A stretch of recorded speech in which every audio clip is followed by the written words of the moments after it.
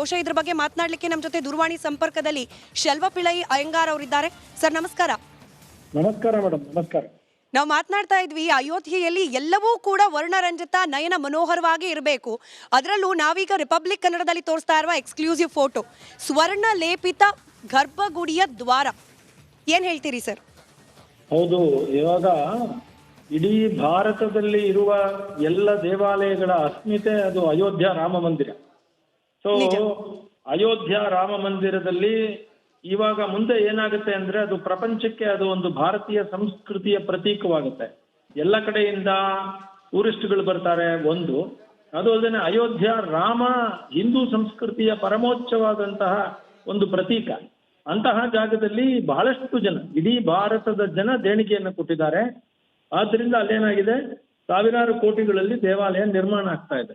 ಎಲ್ಲವೂ ಕೂಡ ಅತ್ಯಂತ ಶ್ರೇಷ್ಠ ಮಟ್ಟದ ಒಂದು ನಿರ್ಮಾಣ ಅಲ್ಲಿ ನಡೀತಾ ಇದೆ. ಹಾಗೆಯೇ ಬಾಗಿಲು ಕೂಡ, ಆ ಬಾಗಿಲನ್ನ ಕೂಡ ಯಾವುದೋ ಮರಗಳಲ್ಲಿ ಮಾಡದೆ ಅತ್ಯಂತ ಒಳ್ಳೆಯ ಟೀಕ್ ಮರಗಳನ್ನ ಅಲ್ಲಿಗೆ ಸೆಲೆಕ್ಟ್ ಮಾಡಲಾಗಿದೆ. ಆ ಟೀಕ್ ಮರಗಳನ್ನ ಕೂಡ ಮಹಾರಾಷ್ಟ್ರದಿಂದ ಅದನ್ನ ತಗೊಂಡಿದ್ದಾರೆ. ಆ ಮಹಾರಾಷ್ಟ್ರದ ಅದನ್ನ ಬಾಲ್ರಶ್ ಟೀಕ್ ಅಂತಾನು ಕೂಡ ಕರೀತಾರೆ. ಅಂತಹ ಒಂದು ಟೀಕ್ ಮರದಿಂದ ಒಳಗಡೆ ಮಾಡಲಾಗಿದೆ. ಅದರ ಮೇಲ್ಗಡೆ ಚಿನ್ನದ ಹಾಳೆಗಳಿಂದ ಹೊದಿಸಿದಂತಹ ಒಂದು ತಗಡುಗಳನ್ನ ಹಾಕಿ ಅಲಂಕೃತವಾಗಿ, ಅದರಲ್ಲಿ ಬೇಕಾದಷ್ಟು ಅಲಂಕರಣಗಳಿದೆ. ಅಂದ್ರೆ ಬಳ್ಳಿಯ ಅಲಂಕರಣಗಳು, ಹೂವಿನ ಅಲಂಕರಣಗಳು, ಅದರ ಮೇಲೆ ಚಿನ್ನವನ್ನ ಹಾಗೆಯೇ ಹೊದಿಸಿ ಆ ಚಿನ್ನದ ದ್ವಾರವನ್ನ ಮಾಡಲಾಗುತ್ತೆ. ಈಗಾಗಲೇ ಈ ರೀತಿಯ ಚಿನ್ನದ ದ್ವಾರಗಳನ್ನ ನಮ್ಮ ದೇವಸ್ಥಾನಗಳಲ್ಲಿ ನೋಡ್ಬೋದು. ಉದಾಹರಣೆಗೆ ನಾವು ಅಯ್ಯಪ್ಪ ಸ್ವಾಮಿಯಲ್ಲಿ ನೋಡ್ಬೋದು, ತಿರುಪತಿ ಶ್ರೀನಿವಾಸನ ಹತ್ರ ನೋಡ್ಬೋದು, ಶ್ರೀರಂಗದ ಗೋಪುರ ವಿಮಾನ ಕೂಡ ಅದು ಚಿನ್ನದ್ದು, ಹಾಗೆ ತಿರುಪತಿಯಲ್ಲೂ ಚಿನ್ನದ್ದು. ಸೊ ಹೀಗೆ ಈಗಾಗಲೇ ಕೆಲವು ದೇವಾಲಯಗಳಲ್ಲಿ ಚಿನ್ನದಿದೆ. ಸೊ ಈಗ ಇದು ಅಯೋಧ್ಯದ ಚಿನ್ನದ ಬಾಗಿಲುಗಳು ಅತ್ಯಂತ ಶ್ರೇಷ್ಠ ಮಟ್ಟದ್ದಾಗಿರುತ್ತೆ. ಸೊ ಹಾಗಾಗಿ ಇದನ್ನ ಮಾಡ್ತಾ ಇರುವಂತಹವರು ಕೂಡ ಕರಕುಶಲ ಕಲೆಗಳಲ್ಲಿ ಪರಿಣಿತರಾದಂತಹವರು. ತಮಿಳುನಾಡಿನ ಕೆಲವು ಶಿಲ್ಪಿಗಳು ಕೂಡ ಇದರಲ್ಲಿ ಪಾಲ್ಗೊಂಡಿದ್ದಾರೆ. ಮಹಾರಾಷ್ಟ್ರದವರು, ಹೈದರಾಬಾದ್ ಅವರು ಎಲ್ಲರೂ ಇದ್ದಾರೆ. ನಿಜ ನಿಜ. ಶೆಲ್ವಪಿಳ್ಳೈ ಅಯ್ಯಂಗಾರ್ ಅವರೇ, ಒಂದು ಗಳಿಗೆ ನಿಮ್ಮ ಸಹನೆ ನಮ್ಮ ಜೊತೆಯಲ್ಲಿ ಇರಲಿ. ಒಂದಷ್ಟು ಅಪ್ಡೇಟ್ ಇದೆ ಇದೇ ವಿಚಾರಕ್ಕೆ ಸಂಬಂಧಪಟ್ಟಂತೆ, ಅದನ್ನ ವೀಕ್ಷಕರ ಮುಂದಿಟ್ಟು ಮತ್ತೆ ನಿಮ್ಮನ್ನ ಮಾತನಾಡಿಸ್ತೀವಿ. ನೀವೇನು ರಿಪಬ್ಲಿಕ್ ಕನ್ನಡದಲ್ಲಿ ಎಕ್ಸ್ಕ್ಲೂಸಿವ್ ಫೋಟೋವನ್ನ ಗಮನಿಸ್ತಾ ಇದ್ದೀರಿ, ಅಯೋಧ್ಯೆಯ ರಾಮ ಮಂದಿರದ ಸ್ವರ್ಣ ದ್ವಾರ, ಇದಕ್ಕೆ ಸಂಬಂಧಪಟ್ಟಂತೆ ಲಭ್ಯವಾಗ್ತಾ ಇದೆ ಮತ್ತೊಂದಷ್ಟು ಅಪ್ಡೇಟ್ಸ್. ಸ್ವರ್ಣ ದ್ವಾರದ ಆ ಕೆತ್ತನೆಯ ವೈಶಿಷ್ಟ್ಯತೆ ಏನೆಲ್ಲ ಇದೆ ಅಂತ ಹೇಳಿ, ಸ್ವರ್ಣ ದ್ವಾರದಲ್ಲಿ ಸೊಂಡಿಲು ಎತ್ತಿರುವ 2 ಆನೆಗಳ ಮೂರ್ತಿಯ ಕೆತ್ತನೆ ಅತ್ಯಂತ ಆಕರ್ಷಕವಾಗಿ ಚಿನ್ನದಲ್ಲಿಯೇ ಕೆತ್ತನೆಯನ್ನ ಮಾಡಲಾಗಿದೆ. ಇದರ ಜೊತೆಗೆ ಮೇಲ್ಭಾಗದ ಎಡ ಮತ್ತು ಬಲಕ್ಕೆ ಇಬ್ಬರು ಶಿಲಾ ಬಾಲಿಕೆಯರು ಕೂಡ ಆ ಕೆತ್ತನೆಯಲ್ಲಿ ಮೂಡಿ ಬಂದಿದ್ದಾರೆ. ಕೈ ಮುಗಿದಂತೆ ಆ ಇಬ್ಬರು ಶಿಲಾ ಬಾಲಿಕೆಯರು ಕೈ ಮುಗಿದಂತೆ ಇರುವ ಆಕೃತಿಗಳನ್ನ ಕೂಡ ಕೆತ್ತನೆ ಮಾಡಲಾಗಿದೆ. ಆನೆಯ ಸೊಂಡಿಲ ಮೇಲ್ಭಾಗದಲ್ಲಿ ಕಮಲದ ಕಲಾಕೃತಿ ಕೂಡ ಅರಳಿ ನಿಂತಿದೆ. ಶೆಲ್ವಪಿಳ್ಳೈ ಅಯ್ಯಂಗಾರ್ ಅವರು ಮಾತನಾಡ್ತಾ ಇದ್ರು ನಮ್ಮ ಜೊತೆಯಲ್ಲಿ. ಶೆಲ್ವಪಿಳ್ಳೈ ಅಯ್ಯಂಗಾರ್ ಅವರೇ, ನೀವು ಹೇಳ್ತಾ ಇದ್ರಿ ನೋಡಿ, ಕೇವಲ ವೈಭವ ಅಲ್ಲ, ನಾನು ಅಯೋಧ್ಯೆಗೆ ಹೋಗಿ ಅಲ್ಲಿ ಮಂದಿರ ನಿರ್ಮಾಣದಲ್ಲಿ ಭಾಗಿಯಾಗಿರುವ ಕೆಲ ಕನ್ನಡದ ಎಂಜಿನಿಯರ್ಗಳ ಹತ್ರ ಮಾತನಾಡುವಾಗ ಅವ್ರು ಹೇಳ್ತಾ ಇದ್ರು, 1000 ವರ್ಷಗಳಾದರೂ ಕೂಡ ಮಂದಿರಕ್ಕೆ ಲವಲೇಶವೂ ಹಾನಿ ಆಗಬಾರ್ದು ಅನ್ನೋ ರೀತಿಯಲ್ಲಿ ಉತ್ಕೃಷ್ಟವಾದ ಎಂಜಿನಿಯರಿಂಗ್ ಟೆಕ್ನಿಕ್ಸ್ ಅನ್ನ ಬಳಸ್ಕೊಂಡು ಮಂದಿರ ನಿರ್ಮಾಣ ಆಗ್ತಿದೆ ಅಂತ ಹೇಳಿ ನೀವು ಹೇಳ್ತಿದ್ರಿ. ನೋಡಿ, ಈ ಸ್ವರ್ಣ ಲೇಪಿತ ದ್ವಾರ ಇದೆ, ಇದು ಕೂಡ ಅತ್ಯಂತ ಶ್ರೇಷ್ಠವಾದ ಗುಣಮಟ್ಟದ್ದಾಗಿರುತ್ತೆ ಅಂತ ಹೇಳಿ ಮುಂದುವರಿಸಬಹುದಾ? ಈಗ ಒಟ್ಟು ಈ ದೇವಾಲಯದಲ್ಲಿ ಒಟ್ಟು 18 ಮುಖ್ಯ ಬಾಗಿಲುಗಳಿರುತ್ತೆ. ಅದರಲ್ಲಿ 118 ಮರದ ಬಾಗಿಲುಗಳಿರುತ್ತೆ. ಸೊ ಹಾಗಾಗಿ ಈಗ 18 ಮುಖ್ಯ ಬಾಗಿಲುಗಳನ್ನ ಈಗಾಗಲೇ ಮಾಡಿದ್ದಾರೆ. ನಾಗರ ಸ್ಟೈಲ್ ಅಂತ, ನಾಗರ ಶೈಲಿ ಅಂತ ಕರಿತೀವಿ, ನಾಗರ ಶೈಲಿಯಲ್ಲೇ ಮಾಡಿದ್ದಾರೆ. ಇದನ್ನ ಕ್ರಾಫ್ಟ್ಸ್ಮನ್ಗಳು ಬಂದು, ಅಂದ್ರೆ ಶಿಲ್ಪಿಗಳು ಎಲ್ಲ ಕಡೆಯಿಂದ ಹೋಗಿದ್ದಾರೆ. ಮುಖ್ಯವಾಗಿ ತಮಿಳುನಾಡಿನ ಶಿಲ್ಪಿಗಳು ಕೂಡ ವರ್ಕ್ ಮಾಡಿದ್ದಾರೆ.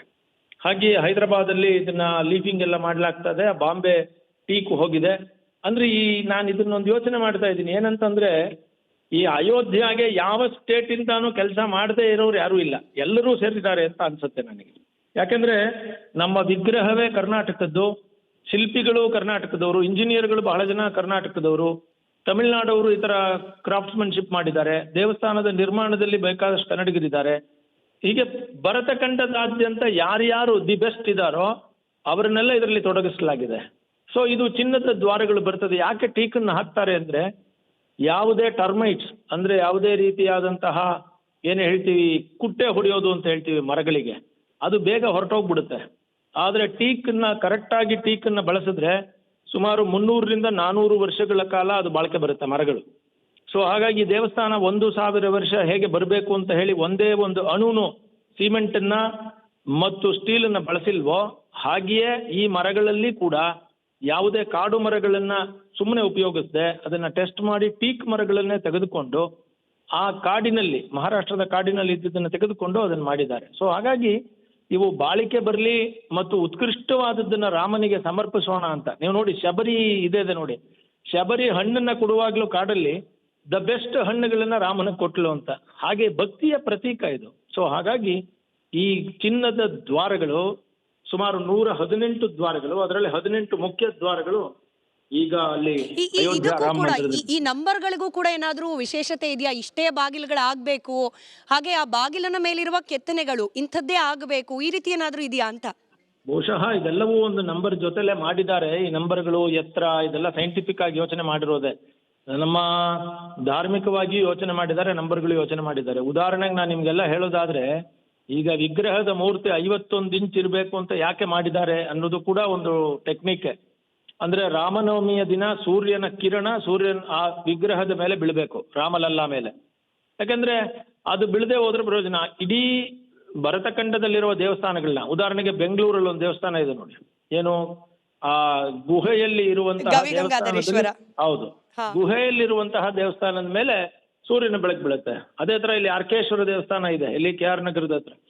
ಸೊ ಈ ರೀತಿಯ ಆಂಧ್ರ ಪ್ರದೇಶದಲ್ಲಿ ಇದೆ, ಬಾಂಬೆಲಿ ಇದೆ ಕೆಲವು ದೇವಸ್ಥಾನಗಳು. ಇವುಗಳನ್ನೆಲ್ಲ ಅಧ್ಯಯನ ಮಾಡಿ ಅದೇ ರೀತಿ ಒಂದು ಇಂಜಿನಿಯರಿಂಗ್ ಟೆಕ್ನಾಲಜಿನ ಅಳವಡಿಸಿ ಕ್ಯಾಲ್ಕುಲೇಟ್ ಮಾಡಿ ಆ 51 ಇಂಚ್ ಇದ್ರೆ ಮಾತ್ರನೇ ಆ ದಿನ ಬೆಳಕು ಬೀಳುತ್ತೆ ರಾಮಲಲ್ಲಾ ಮುಖದ ಮೇಲೆ ಅಂತ ಕ್ಯಾಲ್ಕುಲೇಷನ್ ಮಾಡಿರುವಂಥದ್ದೆಲ್ಲಾನು. ಸೊ ಹಾಗಾಗಿ ಈ ದ್ವಾರಗಳು, ಈ ಅಳತೆ ಉದ್ದ, 161 ಅಡಿ ಎತ್ತರ, ಇವೆಲ್ಲವೂ ಭಾರತೀಯ ಪರಂಪರೆಗಳು ಮತ್ತು ಈಗಿನ ವೈಜ್ಞಾನಿಕವಾಗಿ ಭೂಕಂಪ ಮತ್ತು ಹವಾಮಾನ ವೈಪರೀತ್ಯ ಮತ್ತು ಮಳೆ ಒಳಗಡೆ ಕುಸಿಯೋದು, ಇದೆಲ್ಲವನ್ನು ಕ್ಯಾಲ್ಕುಲೇಟ್ ಮಾಡಿ ಅಳತೆಗಳನ್ನು ನಿರ್ಮಾಣ ಮಾಡಲಾಗಿದೆ. ಅತ್ಯಂತ ಇಂಜಿನಿಯರಿಂಗ್ ಮತ್ತು ಧಾರ್ಮಿಕತೆ ಎರಡನ್ನೂ ಇದು ಒಳಗೊಂಡಿದೆ. ಈಗ ಕೆಲವರು ನಿಮ್ ಕಿವಿಗೂ ಬಿದ್ದಿರ್ಬೋದು ಅಯ್ಯಂಗಾರೆ ಈ ವಿಚಾರ. ಇಷ್ಟೊಂದು ಹಣವನ್ನ ಮಂದಿರ ನಿರ್ಮಾಣಕ್ಕೆ ಹಾಕೋ ಬದಲು ಶಾಲೆ, ಆಸ್ಪತ್ರೆ ನಿರ್ಮಾಣ ಮಾಡಬೇಕಾಗಿತ್ತು. ಅದರಲ್ಲಿ ಈ ಸ್ವರ್ಣ ದ್ವಾರದೆಲ್ಲ ಲೆಕ್ಕಾಚಾರಗಳು ಗೊತ್ತಾಗ್ಬಿಟ್ರೆ ಈ ರೀತಿ ಮಾತನಾಡೋರು ಇನ್ನೂ ಜಾಸ್ತಿ ಮಾಡ್ತಾರಾ ಅಂತ ಹೇಳಿ, ಅವಶ್ಯಕತೆ ಏನಿದೆ ಅಂತ ಪ್ರಶ್ನೆ ಕೇಳೋರಿಗೆ ನಿಮ್ಮ ಉತ್ತರ? ಎಲ್ಲ ಪ್ರಪಂಚದಲ್ಲಿ ಏನಾಗ್ತದೆ, ಎಲ್ಲದಕ್ಕೂ ಬೇಕು. ಈಗ 2 ಶರ್ಟ್ ಬೇಕಾಗಿಲ್ಲ, 4 ಶರ್ಟ್ ಬೇಕಾಗಿಲ್ಲ, 6 ಸೀರೆ ಬೇಕಾಗಿಲ್ಲ. ಅವರೆಲ್ಲ ಬೇರೆ ಬಡವರಿಗೆ ಕೊಡ್ತಾ ಇದಾರ. ಅವರೆಲ್ಲ ಮನೆಗಳಲ್ಲಿ ಸೀರೆಗಳನ್ನು ಇಟ್ಕೊಳ್ತಾರೆ ತಾನೆ, ಎಲ್ಲ ಬಟ್ಟೆಗಳು. ಹಾಗೆ ಕೇಳಿದ್ರೆ ನಿಮಗೆ 2 ಸಾಕು. ಮಹಾತ್ಮ ಗಾಂಧಿ ಅವರು ಒಂದು ಮಾತನ್ನು ಹೇಳಿದ್ರು ಮಧುರೆಗೆ ಹೋದಾಗ. ಅಲ್ಲಿ ಒಬ್ರು ಬಡ ಹೆಂಗಸು ಇದ್ದಿದ್ದನ್ನ ನೋಡಿ, ಭರತಖಂಡದಲ್ಲಿ ಎಲ್ಲರಿಗೂ ಬಟ್ಟೆ ಇಲ್ಲ, ಹಾಗಾಗಿ ನಾನು 2ನೇ ಬಟ್ಟೆ ಧರಿಸೋದಿಲ್ಲ ಅಂತ ಮೇಲ್ಗಡೆ ಬಟ್ಟೆ ಹಾಕೊಳ್ಳೋದು ಬಿಟ್ಬಿಟ್ರು ಅವರು. ಕೆಳಗಡೆ ಬಟ್ಟೆ ಮಾತ್ರ ಇತ್ತು. ನೀವು ಗಾಂಧೀಜಿಯ ಚರಿತ್ರೆಯನ್ನು ಓದಿದ್ರೆ, ಹಾಗೆ ಉದಾರ ಚರಿತ್ರೆ ಏನಾದರೂ ಮಾತಾಡಿದ್ರೆ ಆ ಪ್ರಶ್ನೆಗಳಿಗೆ ಉತ್ತರವನ್ನು ಹೇಳ್ಬೋದು. ಸುಮ್ಮನೆ ಏನು ಅಸೂಯೆಯಿಂದ ಹೇಳೋರಿಗೆಲ್ಲ ಉತ್ತರ ಇಲ್ಲ. ಆದ್ರೆ ನಮ್ಮ ಸಂಸ್ಕೃತಿ, ನಮ್ಮ ಪರಂಪರೆ, ನಮ್ಮ ಅಸ್ಮಿತೆ ಕೂಡ, ನಮ್ಮ ಹಾಸ್ಪಿಟಲ್ಲು, ನಮ್ಮ ವಿದ್ಯಾಭ್ಯಾಸ, ಇದೆಲ್ಲದರ ತರಾನೇ ಅದೂನು. ನಮ್ಮ ಸಂಸ್ಕೃತಿನೂ ಬೇಕಲ್ಲ. ಸಂಸ್ಕೃತಿ ಇಲ್ಲದೆ ಇರೋ ದೇಶ ಎಲ್ಲಿದೆ? ಹಾಗಾಗಿ ಹಾಸ್ಪಿಟಲ್ ಅನ್ನು ಕಟ್ಟಬೇಕು, ವಿದ್ಯಾಭ್ಯಾಸವನ್ನೂ ಮಾಡಿಸ್ಬೇಕು. ಹಾಗೆಯೇ ನಮ್ಮ ಸಂಸ್ಕೃತಿ ಪರಂಪರೆಗಳನ್ನು ಉಳಿಸುವಂತಹ ಮಂದಿರಗಳೂ ಬೇಕು, ಎಲ್ಲವೂ ಬೇಕು. ಕಂಪೇರ್ ಮಾಡಬೇಕು ಅಂತಲ್ಲ, ಆದ್ರೆ ನೋಡಿ, ವೈಭವ ಅಂದ ತಕ್ಷಣ ನಮಗೆ ನೆನಪಾಗೋದು ತಿರುಮಲದ ತಿಮ್ಮಪ್ಪನ ಸನ್ನಿಧಿ.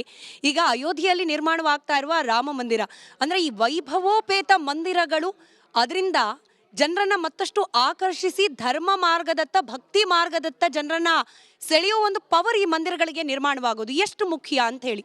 ಕರೆಕ್ಟ್, ನೀವೇ ಹೇಳಿದ್ರಲ್ಲ. ಯಾಕಂದ್ರೆ ಭಕ್ತಿನೇ ಪ್ರಪಂಚದಲ್ಲಿ ಪ್ರತಿ ಮುಖ್ಯವಾದದ್ದು. ನೋಡಿ, ದೇವರು ನಿರಾಕಾರ ನಿರ್ಗುಣ ಸ್ವರೂಪದಲ್ಲಿದ್ದಾನೆ ಅಂತ ಹೇಳಿದ್ರು ಕೂಡ ಅವನ ಉಪಾಸನೆಗಾಗಿ ಒಂದು ಸಾಕಾರ ರೂಪ ಬೇಕಾಗ್ತದೆ. ಇಡೀ ಪ್ರಪಂಚದಲ್ಲಿ ಗಾಳಿ ಇಲ್ಲದೆ ಇರೋ ಜಾಗ ಯಾವುದೂ ಇಲ್ಲ. ಆದ್ರೆ ಫ್ಯಾನ್ ಅಡಿಲಿ ಕುಳಿತಾಗ ಗಾಳಿಯ ಅನುಭವ ಆಗುತ್ತೆ. ಹಾಗಿದ್ರೆ ಫ್ಯಾನು ಗಾಳಿಯನ್ನು ಉತ್ಪತ್ತಿ ಮಾಡುತ್ತೆಯೇ? ಇಲ್ಲ.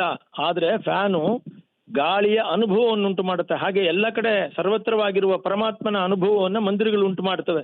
ಆದರೆ ಮಂದಿರಗಳು ಕೇವಲ ದರ್ಶನ, ದೇವರು, ಭಕ್ತಿ ಮಾತ್ರ ಅಲ್ಲ.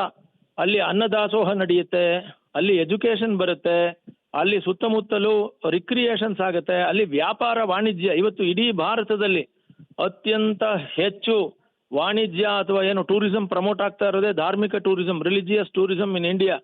ಇದೆಲ್ಲ ಸಾವಿರಾರು ಜನ ಬದುಕೋಕೆ ಅನುಕೂಲ ಆಗುತ್ತೆ. ಅಲ್ಲಿ ಯಾರೋ ಒಬ್ರು ಮಡಿಕೆ ಮಾಡ್ತಾರೆ, ಅಲ್ಲಿ ಯಾರೋ ಒಬ್ರು ಚಿನ್ನರ ಆಟದ ಸಾಮಾನುಗಳನ್ನ ಮಾಡ್ತಾರೆ, ಅಲ್ಲಿ ಹೂ ಬೆಳಿತಾರೆ. ಆ ದೇವಸ್ಥಾನದಲ್ಲಿ ಊಟ ಹಾಕ್ಬೇಕಾದ್ರೆ 100 ರೈತರು ಬೆಳೀತಾ ಇರೋದೆಲ್ಲ ಅಲ್ಲಿಗೆ ಬರುತ್ತೆ. ಸೊ ಇದು ಆರ್ಥಿಕತೆಯ ಇನ್ನೊಂದು ಭಾಗ. ಕೇವಲ ಅದನ್ನ ಮಾತ್ರ ಅಲ್ಲಿ ಈವನ್ ರಾಮ ಮಂದಿರದ ಹತ್ರ ಹಾಸ್ಪಿಟಲ್ಗಳನ್ನು ಕಟ್ಟಲಾಗುತ್ತೆ, ಅಲ್ಲಿ ಎಲ್ಲವೂ ಇರುತ್ತೆ. ಅಲ್ಲಿ ಒಬ್ರಿಗಲ್ಲ, ಸಾವಿರಾರು ಜನಕ್ಕೆ ಆಹಾರ, ಊಟ, ಈ ವ್ಯವಹಾರಗಳೆಲ್ಲ ನಡೆಯುತ್ತೆ. ಸೊ ಇದನ್ನ ರಿಲಿಜಿಯಸ್ ಟೂರಿಸಂ ಅಂತೀವಿ. ಡೆವಲಪ್ಮೆಂಟ್ ಆಫ್ ಟೂರಿಸಂ ಅಂದ್ರೇನು? ಎಲ್ಲರಿಗೂ ಊಟ, ಎಲ್ಲರಿಗೂ ಸಮಬಾಳು. ಆದ್ರಿಂದ ಮಂದಿರಗಳು ಕೇವಲ ಧರ್ಮ, ದೇವರು ದೃಷ್ಟಿ ಅಷ್ಟರಲ್ಲೇ ಮುಗಿಯೋದಿಲ್ಲ. ಇವತ್ತು ತಿರುಪತಿಗೆ ಹೋಗೋದ್ರಿಂದ ಎಷ್ಟು ಸಾವಿರ ಬಸ್ಸುಗಳಿವೆ, ಆ ಬಸ್ಸುಗಳಿಗೆಲ್ಲ ಅನುಕೂಲ ಆಗುತ್ತೆ. ಎಷ್ಟು ಟ್ರಾವೆಲ್ ಏಜೆನ್ಸಿಗಳು ಬದುಕ್ತಾ ಇದ್ದಾವೆ, ಎಷ್ಟು ಗೆಸ್ಟ್ ಹೌಸ್ಗಳಿದ್ದಾವೆ, ಎಷ್ಟು ಹೋಟೆಲ್ಸ್ಗಳಿದ್ದಾವೆ. ತಿರುಪತಿ ತಿಮ್ಮಪ್ಪನಿಂದ ತಾನೇ ಅದೆಲ್ಲ ಸಾಧ್ಯ ಆಗಿದ್ದು. ಹಾಗಿದ್ರೆ ತಿರುಪತಿ ತಿಮ್ಮಪ್ಪನಿಂದ ಕೇವಲ ಒಂದೇ ದೇವರ ದರ್ಶನ ಒಂದೇ ಅಂತ ಹೇಳಕ್ಕಾಗತ್ತಾ? ಆಮೇಲೆ ಯಾವ ಧರ್ಮದವ್ರು ಬದುಕ್ತಾ ಇಲ್ಲ ಹೇಳಿ? ತಿರುಪತಿ ತಿಮ್ಮಪ್ಪನ ಹೆಸರಲ್ಲಿ ಸಾವಿರಾರು ಜನ. ನಾನು ಅಯೋಧ್ಯೆಗೆ ಬಹಳ ಸಲ ಭೇಟಿ ಮಾಡಿದಾಗ ಅಯೋಧ್ಯೆಯಲ್ಲಿ ನಾನು ಕೇಳಿದ್ದೀನಿ, ಅಲ್ಲಿ ಫೈಜಾಬಾದಲ್ಲಿ ಸುತ್ತಮುತ್ತ ಹೂ ಬೆಳೆಯೋರು, ಹೂ ಮಾರೋರೆಲ್ಲ ಬೇರೆ ಧರ್ಮದವರೇ ಇದ್ರು. ಆದರೆ ಅವರೆಲ್ಲ ಸಂತೋಷದಿಂದ ನೀವು ಟೂರಿಸಮ್ಗೆ ಬಂದರೆ ನಮಗೆ ಒಳ್ಳೇದಾಗುತ್ತೆ ಅಂದರು. ವೈಷ್ಣೋದೇವಿಯಲ್ಲಿ ಕುದುರೆ ಓಡಿಸೋರೆಲ್ಲ ಯಾರು? ಅವರಿಗೆ ಅನುಕೂಲ ಆಗ್ತಾ ಇದೆ. ಸೊ ಹಾಗಾಗಿ ಇದು ಒಂದು ಧರ್ಮ, ಒಂದು ವ್ಯಕ್ತಿ, ಒಂದು ಜಾತಿಗೆ ಸಂಬಂಧಪಟ್ಟಿದ್ದಲ್ಲ, ಇಡೀ ಭರತಖಂಡಕ್ಕೆ ಮಂಗಳವಾಗತ್ತೆ ಅನ್ನೋದು ನಮ್ಮ ಅಭಿಪ್ರಾಯ. ರೈಟ್. ಧನ್ಯವಾದ ಶೆಲ್ವಪಿಳ್ಳಯ್ಯ ಅಯ್ಯಂಗಾರ್ ಅವರೇ, ರಿಪಬ್ಲಿಕ್ ಕನ್ನಡದ ಜೊತೆ ಮಾತನಾಡಿದ್ದಕ್ಕೆ.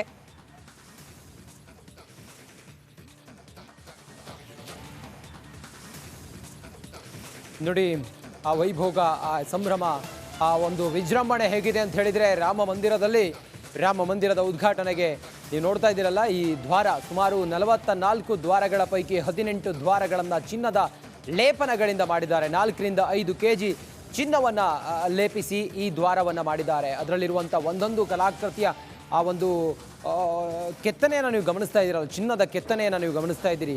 ಅದೆಷ್ಟು ಅದ್ಭುತವಾಗಿದೆ ಅಂತ ಹೇಳಿದರೆ, ಈ ಹಿಂದೆ ಶ್ರೀರಾಮಚಂದ್ರನ ವೈಭೋಗ ಅಥವಾ ಶ್ರೀರಾಮಚಂದ್ರನ ದರ್ಬಾರ್ ಹೆಂಗೆ ನಡೀತಾ ಇತ್ತು, ಅದೇ ರೀತಿಯಾಗಿ ಆ ವೈಭವವನ್ನು ಅಲ್ಲಿ ಬಿಂಬಿಸಿದ್ದಾರೆ. ಆ ಮೂಲಕ ಶ್ರೀರಾಮ ಮಂದಿರ ಕಳೆಗಟ್ತಾ ಇದೆ. ಇನ್ನೇನು ಕೆಲವೇ ದಿನಗಳು ಮಾತ್ರ, 22ನೇ ತಾರೀಕು ಪ್ರಾಣ ಪ್ರತಿಷ್ಠಾಪನೆ ಆಗುತ್ತೆ. ಶ್ರೀರಾಮನ ಪ್ರಾಣ ಪ್ರತಿಷ್ಠಾಪನೆ, ಅದರ ಜೊತೆಗೆ ಮಂದಿರದ ಉದ್ಘಾಟನೆಯೂ ಕೂಡ ನಾಗರ ಶೈಲಿಯಲ್ಲಿ ಮಾಡಿರುವಂಥ ಆ ಕಲಾಕೃತಿಗಳನ್ನು ನೋಡ್ತಾ ಇದ್ರೆ ಮನಸೋರೆಗೊಳ್ಳುತ್ತೆ.